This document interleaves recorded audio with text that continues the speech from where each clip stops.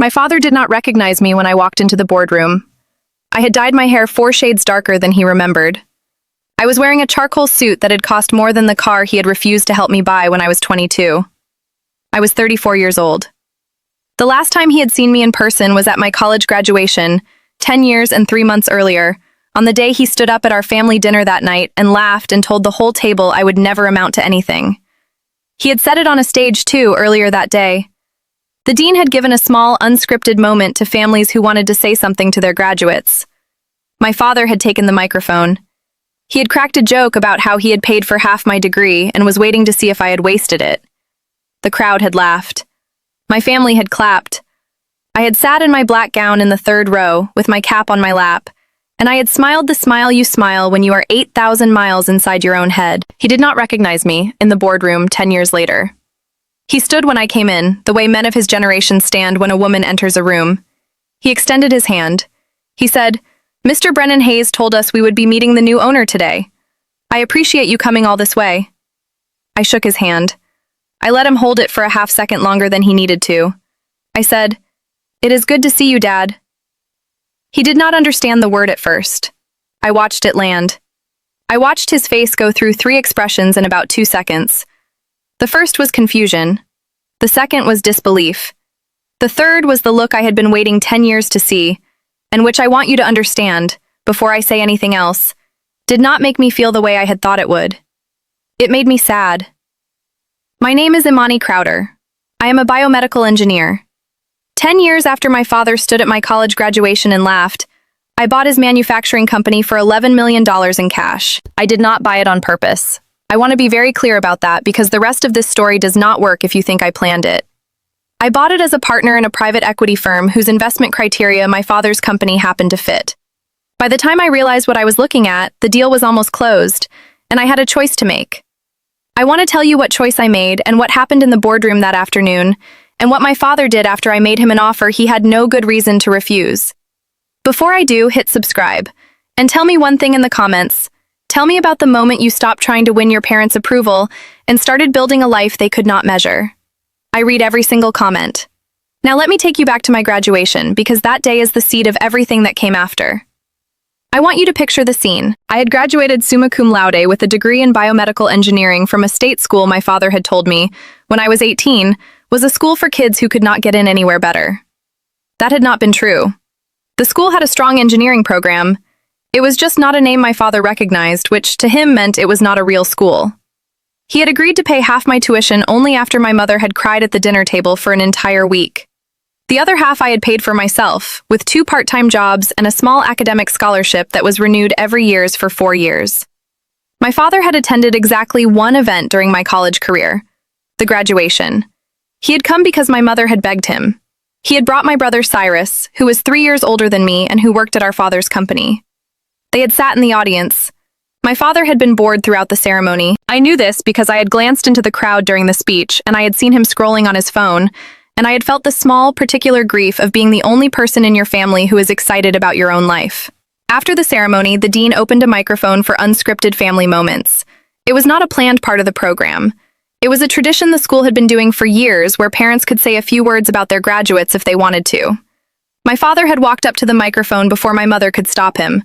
He had taken it from the dean with the easy confidence of a man who had been the loudest in every room he had ever entered. He had said, "I just want to say, on behalf of the Crowder family, that I am proud of my daughter for finishing. She has been working on this for a long time. I have been paying for half of it for a long time. Some of you parents in the audience know what that's like. I am hoping today is the start of her actually using this degree to make some money. We will see. So far, the only thing she has used it for is reading library books in a basement apartment for free." The crowd had laughed. The dean had laughed nervously. My mother had not laughed, but she had also not looked at me. My brother had laughed the loudest. The other graduates' families around us had laughed because they had thought it was a roast, the way some fathers roast their adult children at weddings. It was not a roast. My father had meant every word. I had sat in my chair in my black gown. I had not cried. I had not stood up. I had simply smiled. Very small, very quiet. The smile that comes from a place inside you that has been preparing for a moment like this for a long time without knowing it. The thing I want you to understand about that smile is that it was not a brave smile. It was not a defiant smile. It was the smile of a person who had just realized, with absolute clarity, that the parent in the audience was never going to be the parent she had spent her childhood waiting for. Some smiles are not victories. Some smiles are funerals. That smile was a funeral. That night, at our family dinner at a restaurant my father had picked because it was cheaper than the one my mother had wanted, my father had repeated the joke for anybody who had missed it. He had said, "Imani is going to take this fancy degree and do absolutely nothing with it. Mark my words, she'll never amount to anything." The whole table had cheered and clapped. I do not know why they cheered. I think people cheer at family dinners when they sense they are supposed to. The cheering was reflexive. It was not malicious. But it was also not innocent. Every person who clapped at that table was making a small decision about who I was, based on the only narrative they had been given, and the narrative had come from my father. I went home to my apartment that night. I sat on my mattress on the floor because I did not own a bed frame yet. I opened my laptop. I wrote a single sentence in a document I had been keeping since I was 16 years old. The document had only 3 other sentences in it. The new sentence said this: "I am going to spend the rest of my life building things my father will not be able to make jokes about." I closed the document. I went to sleep. I want to tell you what I built in the next 10 years because the 10 years is the whole point. I had majored in biomedical engineering because I had been interested, since I was a teenager, in the small machines that help people stay alive. Pacemakers, insulin pumps, ventilator components. I had not gone into medicine because I had never wanted to be the person in the room with the dying patient. I had wanted to be the person who built the thing that kept the patient out of that room in the first place. After graduation, I took a job at a medical device company in Boston. The salary was $48,000 a year. I lived in a basement apartment with 3 other women I had met through a website. I worked in the research division. I was junior. I made coffee. I logged data. I asked questions when nobody was looking. After 2 years, I was promoted. I started running small projects on my own. I noticed that one of the company's products, a small valve used in cardiac surgery, had a design flaw that was responsible for a small but consistent failure rate. I spent 18 months, on my own time, working out a redesign. I presented it to my supervisor. He took the credit. I did not say anything. I just made a copy of every working note and every iteration, and I kept them at home. In my 4th year at the company, the supervisor's redesign, which had been mostly mine, was patented. I left the company 3 months later. I joined a smaller startup that was working on a different cardiac device. I told them I had ideas. They paid me twice what I had been making. I started designing. By the time I was 28, I had been named on 3 patents. By the time I was 30, I had been named on 7. The 7th patent was for a small valve mechanism that improved an existing surgical procedure by reducing operative time by an average of 19 minutes per procedure. 19 minutes does not sound like a lot. In cardiac surgery, 19 minutes is enormous. The patent was acquired, after a brief negotiation, by a major medical device company. My share of the licensing payment was just over $6 million. I had not told my parents about any of this. I had stopped speaking to my father after the graduation. I called my mother once a month, on a Sunday afternoon, for about 20 minutes. We talked about her garden. We talked about my brother's children. We did not talk about my work. She asked, sometimes in a careful way, how I was doing. I told her I was fine. I had not told her about the patents. I had not told her about the licensing payment. I had not told her about the apartment I had bought in Cambridge with cash, or about the second apartment I had bought in San Francisco when my work had taken me there for a year, or about the car I had eventually bought that was the same car my father had refused to help me buy at 22. Except now I had bought it new instead of used, with my own money, and I had put my mother's name on the title in case anything ever happened to me. She did not know about any of it. I had decided, somewhere around year 4, that my mother was not someone I wanted to put in the middle of an information war between me and my father. The kindest thing I could do for her was to let her tell my father whatever she believed, which was that I was doing fine but had not really made anything of myself. As long as my father believed that, he left her alone about me. The day my father found out about my actual life would be the day my mother started getting questions she did not have the energy to answer. In my 8th year out of college, I joined a private equity firm called Brennan Hayes Capital. I had not gone looking for the job. The firm had reached out to me. They were a mid-sized firm that specialized in acquiring small and mid-sized manufacturing companies, restructuring them, and either selling them or holding them as long-term investments. They wanted someone with a technical background to vet potential acquisitions in the medical and industrial sectors. The senior partner, a man named Theodore Brennan Hayes, had read about my patent work in an industry publication. He had thought I would be a useful addition to the firm. He had offered me a partnership track and a starting salary that would have made my father pass out if my father had ever heard the number. I took the job. I was 32. The firm was a good fit. I traveled. I read balance sheets. I sat in long meetings with men in suits who had built things they were now selling. I learned how acquisitions actually worked, which is mostly slowly and through large amounts of paperwork. I made partner at 33, a year ahead of my track. I had begun to think by then that the life I was building was actually mine. The graduation had not been forgotten exactly.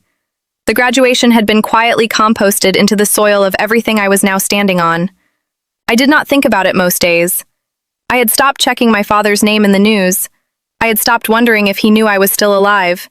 I want to tell you what happened in March of last year because the timing of it was almost too perfect to write.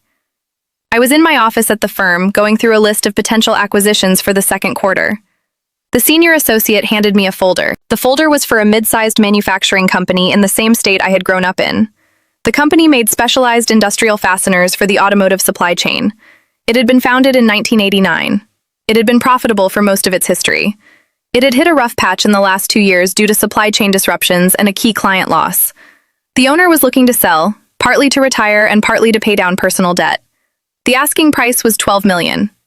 Our internal valuation suggested the right purchase price was closer to 11, given the cost of the necessary restructuring. The name of the company was Crowder Manufacturing. I sat in my office and I looked at the folder. I read the executive summary 3 times. The company was my father's company. I had not seen the name of his company in print for 10 years. The company was looking to be sold, and I had been handed the file as the lead partner on the deal. I closed the folder. I went down the hall to Theodore's office. I knocked. He looked up. He waved me in. I told him what was in the folder. I told him whose company it was. I told him I would understand if he wanted to assign the deal to a different partner. Theodore looked at me for a long time. He was 68 years old. He had hired me 4 years earlier knowing my full story, because I had told him most of it during our second interview, when he had asked me what motivated me. He had liked the answer. He had liked the answer because it had been honest, and he had told me, that day, that honesty about your reasons for working was the rarest thing in finance. He said, "Imani, you have a choice. You can recuse yourself, in which case I will assign somebody else, and the deal will go forward without you. The deal will probably still close. Your father will sell the company to our firm one way or the other. You can also stay on the deal, in which case you will lead it. You will negotiate it, and you will be the partner who signs the closing documents. The choice is yours. I am not going to advise you. This is not a thing I have advice for." I told him I needed a day to think. I went home. I sat in my apartment in Cambridge. I poured myself a glass of wine. I thought about it. Here is what I thought about. I thought about every version of my life in which my father had been a different father.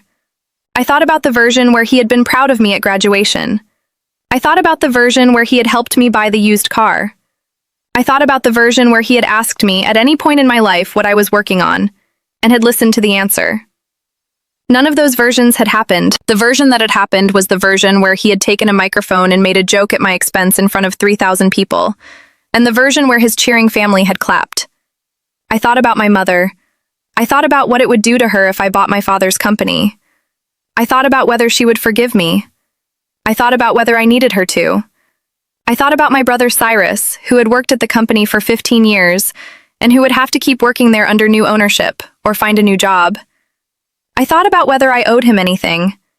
I had decided around year 4 after my graduation that my brother had made his choice that night at the family dinner when he had laughed loudest. The relationship I had with my brother was the relationship he had built. I did not owe him a future. Most of all, I thought about what I would actually do with the company if I bought it. The question I had to answer, before I made the decision, was not whether buying the company would feel good. The question was what kind of owner I would be afterward. If I bought the company in order to destroy it, that was one thing. If I bought the company in order to fix it and run it well, that was another. The first version of me would be a person taking revenge. The second version would be a person doing her job. I called Theodore the next morning. I told him I would lead the deal. I told him I had one condition. I told him that, however the deal closed, I needed to be the one to break the news to my father. Not in a phone call, in a room, face to face. He had taken a microphone at my graduation. I was going to take a chair across from him at his own boardroom table. Theodore agreed. He told me he would handle the rest of the firm's involvement. He told me I was in charge. The deal took 11 weeks to negotiate. My father did not know it was me on the other side of the table. The negotiation was handled through our firm's general counsel, a brilliant woman named Yelena Zheng, who did not mention my name in any of the documents. My father was working with his own lawyer, a man who had been with him for 30 years and who did not know me from the day I had been born. My father had no reason to suspect anything. He was just trying to sell the company. He had agreed to a sale price of $11 million, paid in cash at closing. The closing was scheduled for a Tuesday afternoon in June. I flew in on Monday night. I checked into a hotel near the airport. I did not call my mother. I had decided not to tell her I was in town. The closing was at the company's office, in a boardroom my father had built 10 years earlier when he had renovated the building. I walked into that boardroom at 1:55 in the afternoon. My father was already seated. So was his lawyer. So was Cyrus, who was the company's vice president of operations, and who had been included in the closing because he was a minor shareholder. Cyrus saw me first. He stood up so fast he knocked over his water glass. He said, "Imani, what?" My father had not seen me yet. He turned around at the sound of his son's voice, and he did not recognize me at first, as I told you. The hair was different. The suit was different. The whole shape of who I was now was different. He stood. He extended his hand. He said his line about the new owner. I shook his hand. I said, "It is good to see you, Dad." I want to tell you what happened next, because it is the part of the story I have thought about the most. My father sat down. He did not say anything for almost 30 seconds. His lawyer was looking at him. Cyrus was looking at me. Cyrus had figured out, in the time it had taken his glass of water to spread across the table, that the person across from his father was the new owner of the company. He understood what had happened. My father had not gotten there yet. I sat down across from him. I opened my folder. I said, "I want to take a moment before we begin the closing, because I think it would be unfair to you if we did not. The buyer of your company is a private equity firm called Brennan Hayes Capital. I am one of the 4 partners. I have been the lead partner on this deal for the last 11 weeks. I want you to know that before you sign anything, in case it changes your mind, you are still allowed to walk away. The deal is not closed yet." My father said, "Imani." "Yes." You are buying my company." "Yes." He sat there. His mouth was slightly open. The lawyer next to him was very still. Cyrus had sat back down. The boardroom was completely quiet. I could hear the air conditioning. Then my father did something I had not expected. He put his hands flat on the table. He looked at me for a long moment, and he said, "How?" I told him how. I told him about the medical device company. I told him about the supervisor who had taken credit for my work. I told him about the 7 patents. I told him about the licensing deal. I told him about the apartments and the car. I told him about the partnership at Brennan Hayes. I told him everything, in plain language, in the order it had happened, the way you would tell a story to a person who genuinely wanted to know how a thing had been built. He listened. He did not interrupt. When I was done, he was quiet for a long time. Then he said, "Why are you here, Imani? What do you want?" "I came here," I said, "because I wanted you to know it was me. That is all. The deal will close either way. I am not here to hurt you. I am here because I did not want you to find out from a press release." My father looked down at his hands. He said, "I am sorry." It was the first time in my life he had said those words to me. I want to tell you what I did next because I have thought about it many times. I made him an offer. I told him that, given the circumstances, I was willing to keep him on as a consultant for a transition period of 2 years, at a generous salary, in recognition of the 35 years he had built the business. I told him Cyrus could stay on indefinitely in his current role, or could be promoted depending on performance reviews. I told him I would not change the company's name, although I would be implementing significant operational changes over the next year. I told him I wanted him to be a part of the company's future, not pushed out of it. I made him this offer because I had decided, somewhere on the flight from Boston, that the thing I most wanted from this transaction was not revenge. The thing I most wanted was for my father to live the rest of his life inside a company that I owned, that I ran better than he had run it, while still being part of it. I wanted him to receive his consulting check every 2 weeks with my signature on it. I wanted him to know who paid him. That was not the same as humiliating him. It was something quieter. It was the truth, paid out in installments, for as many years as he chose to accept it. My father considered the offer for about 10 seconds. Then he said, "No, I do not want any of that. Dad, I do not want a job from you. I do not want you to keep my name on the door. I do not want to take a paycheck from you. I am going to retire today, the way I had planned, and I am going to spend the rest of my life knowing what you did, but I am not going to take a job from my own daughter. Dad, the job is not a punishment. I want you to be part of this." "I know you do," he said. "That is the part that is the worst of it. You actually want to be kind to me, and I cannot accept it, because I cannot stand to be the man who has to accept kindness from a daughter he treated the way I treated you. I would rather walk out of this building today and never come back." I sat there.